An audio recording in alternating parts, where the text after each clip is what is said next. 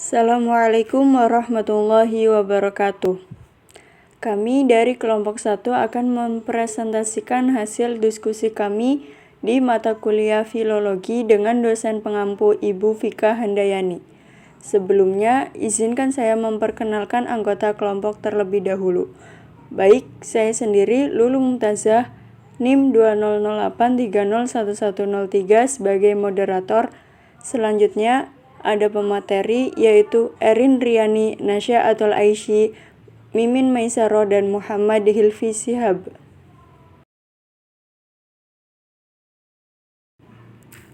Pada kesempatan kali ini, kami akan membahas tentang sejarah perkembangan filologi di negara Yunani. Materi kali ini dibagi menjadi 3 pembahasan, yaitu yang pertama, sejarah filologi, perkembangan filologi, aksara dan bahasa Yunani. Pada perkembangan filologi dibagi menjadi 3 periode. Pertama, periode kejayaan, periode kemunduran, dan periode Renaissance. Untuk materi pertama akan disampaikan oleh Mimin Maisaroh. Kepadanya disilahkan. Assalamualaikum warahmatullahi wabarakatuh. Perkenalkan, nama saya Mimin Maisaroh, NIM 2008301109. Di sini saya akan menjelaskan tentang filologi yang sudah dikenal sejak beberapa abad yang lalu, terutama dalam pengkajian tentang teks klasik maupun pernaskahan. Filologi sama artinya dengan membicarakan bahasa, budaya, sejarah, antropologi, sosial, dan hukum karena eratnya kaitannya dengan kehidupan manusia. Ilmu ini mulai berkembang sejak abad ke-3 sebelum Masehi di Yunani kuno. Pada masa itu di Iskandaria Yunani terdapat kegiatan pengkajian terhadap naskah-naskah klasik. Istilah ini pertama kali digunakan merujuk pada sekelompok ahli yang memusatkan studinya pada teks-teks klasik dalam bahasa Yunani. Para ahli-ahli ini berhasil membacakan sebuah naskah Yunani lama pada abad ke-8 yang umumnya ditulis pada gulungan papirus dengan tulisan Funisia yang kemudian dikenal dengan huruf Yunani. Studi filologi pada masa permulaan ini lebih diarahkan pada usaha penyelamatan teks-teks Yunani klasik dari kepunahan.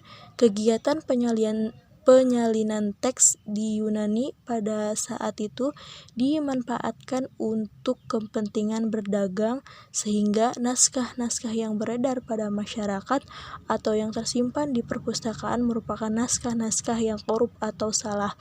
Untuk mengatasi dan mengantisipasi hal tersebut, para pustakawan Yunani berusaha mengembalikan teks-teks yang beredar sesuai dengan aslinya.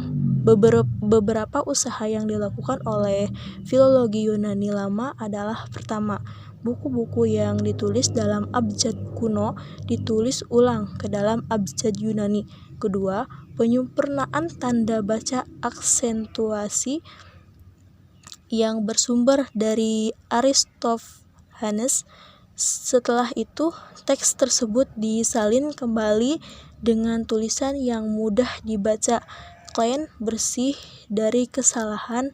Bahkan untuk penyempurnaan teks kadang-kadang dilengkapi dengan komentar dan tafsiran ataupun penjelasan-penjelasan. Kegiatan filologi Iskandaria semakin ramai serta banyak diminati sampai jatuhnya wilayah Iskandaria ke tangan bangsa Romawi ke-1 sebelum Masehi. Sesudah Iskandaria jatuh, kegiatan filologi berpindah ke Eropa Selatan yang berpusat di Roma dan melanjutkan tradisi filologi Yunani serta meneruskan kegiatan mazhab Iskandaria.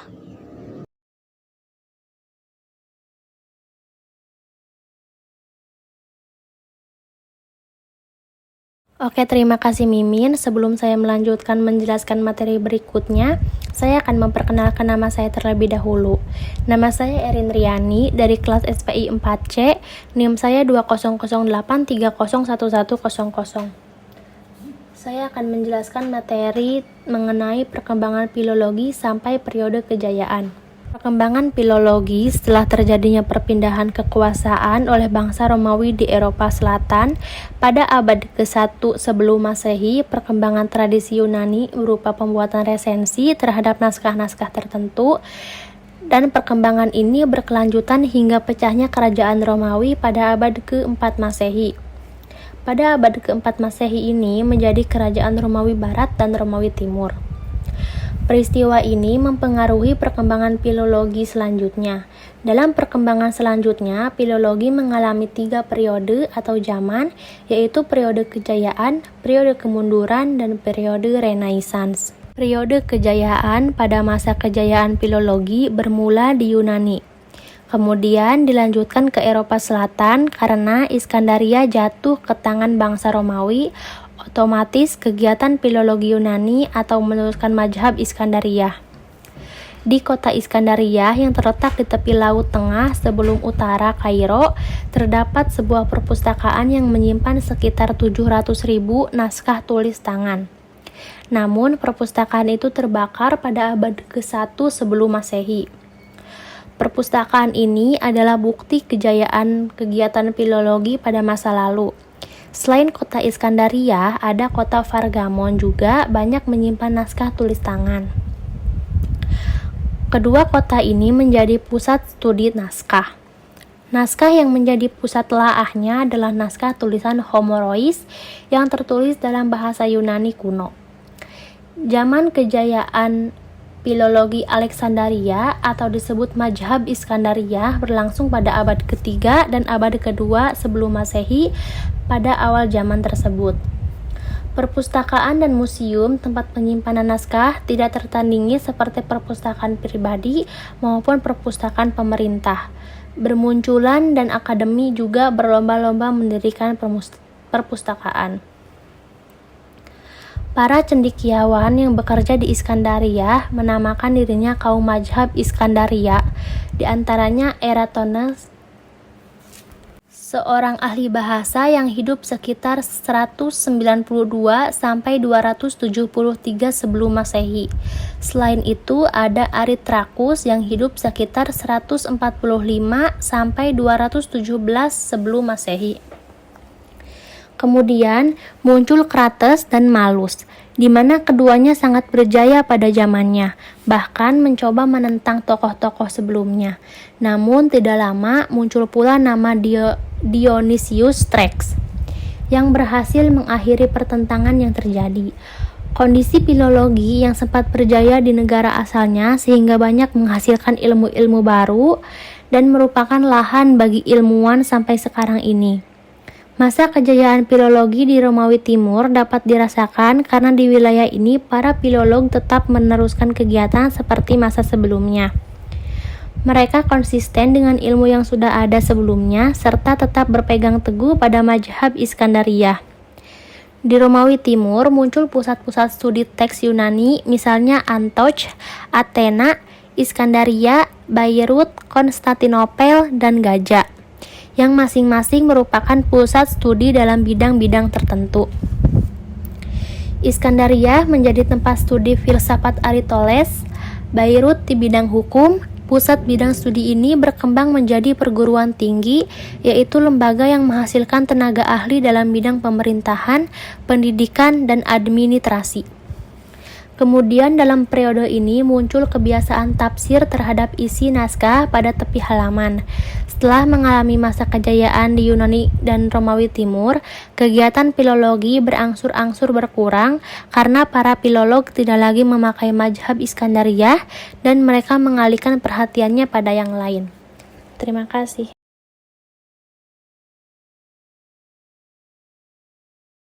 Oke, baik, terima kasih Erin. Sebelumnya saya akan memperkenalkan diri saya. Nama saya Nasyatul Aisy dari kelas SKI 4C NIM 20830117. Di sini saya akan membahas pada poin periode kemunduran. Zaman kerajaan Iskandaria berakhir yang diawali adanya tindakan penguasa Ptolemus Euergetes II yang menginstruksi untuk menyiksa tokoh-tokoh sastra Yunani pada tahun 145 sampai 144 sebelum Masehi, sehingga banyak ilmuwan yang bergerak di bidang filologi tidak dapat kesempatan meneruskan kegiatan mereka. Banyak faktor yang menyebabkan mundurnya kegiatan filologi, yakni setelah terjadinya peralihan kekuasaan, ditambah lagi sikap penguasa yang mengalihkan perhatian serta tidak memberikan kesempatan kepada pengkajian filologi. Kemudian faktor lainnya yaitu generasi berikutnya mulai meninggalkan kajian terhadap teks-teks Yunani lama yang merupakan sumber maupun acuan studi filologi. Selanjutnya, pada periode Renaissance. Renaissance merupakan zaman peralihan dari zaman pertengahan ke zaman baru. Renaissance berasal dari kata renatur dari bahasa Yunani, yang artinya lahir kembali. Pada dasarnya, Renaissance ini telah lahir sejak abad ke-16 dengan munculnya paham humanisme. Sebelumnya, humanisme sendiri yaitu aliran yang mempelajari sastra klasik untuk menggali isi kandungan yang meliputi keagamaan, filsafat, ilmu hukum, sejarah, tata bahasa, kesusastraan, dan kesenian. Kemudian humanisme berkembang menjadi suatu sistem pemikiran yang membahas manusia secara umum, bukan dalam hubungan dengan individu, Tuhan, dan alam. Dengan tumbuhnya banyak perguruan tinggi pada zaman pertengahan mempengaruhi perkembangan filologi. Kegiatan filologi semakin ramai karena lembaga-lembaga itu memerlukan suntikan teks lama untuk bahan pelajaran, sehingga kedudukan bahasa Yunani, Romawi, dan Latin menjadi sangat penting. Kemudian pada perkembangan selanjutnya, kegiatan filologi sejak akhir Renaissance sudah mulai diarahkan pada kajian teks-teks non-klasik. Pada abad ke-19, ilmu linguistik memisahkan diri dari filologi, sehingga pada abad ke-20 pengertian filologi di kawasan Anglo-Sakson berubah menjadi ilmu linguistik. Sedangkan di Eropa daratan masih digunakan untuk telaah teks klasik arti dan aslinya. Dengan adanya gerakan humanisme pada zaman Renaissance membuka kembali cara berpikir bangsa Eropa yang lebih maju. Terima kasih. Perkenalkan, nama saya Muhammad Ilbi Syihab, NIM 20083010105. Akan menjelaskan tentang bahasa dan aksara negara Yunani, yang mana bahasa mempunyai definisi yang ada pada bahasa Yunani adalah bahasa yang tertua setelah bahasa Sanskerta India, yang sudah berkembang dan digunakan beberapa dialek pada ratusan tahun sebelum kekristenan. Bahasa Koine Yunani adalah bahasa yang dipakai pada masa pasca klasik. Nama lain dari bahasa ini adalah bahasa Yunani Iskandaria, Yunani Helenistik, Yunani Umum, dan Yunani Perjanjian Baru.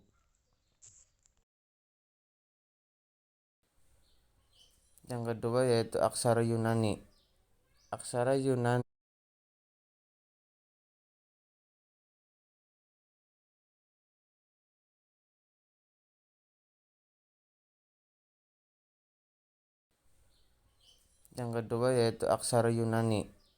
Aksara Yunani kata alfabet terbentuk dari dua huruf. Pertama Yunani yaitu alfa dan beta. Kedua alfabet atau abjad Yunani yang terdiri dari 24 aksara. Terdiri dari 17 konsonan dan 7 vokal. Adapun alfabet abjad Yunani seperti gambar di samping. Contohnya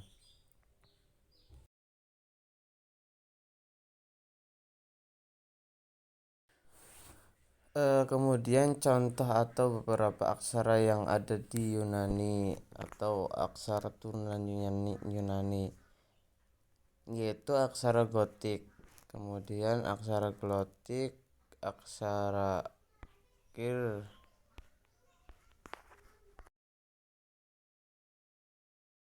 kemudian ada aksara koptik dan aksara Armenia. Itulah dari pembahasan yang mengenai tentang bahasa dan aksara di Yunani. Terima kasih.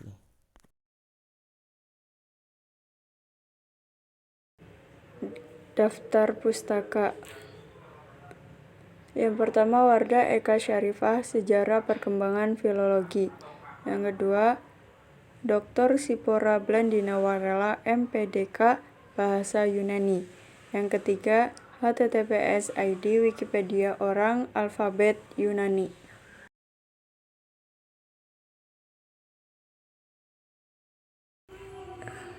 Demikian hasil presentasi kelompok kami. Kurang dan lebihnya mohon maaf. Terima kasih. Wassalamualaikum warahmatullahi wabarakatuh.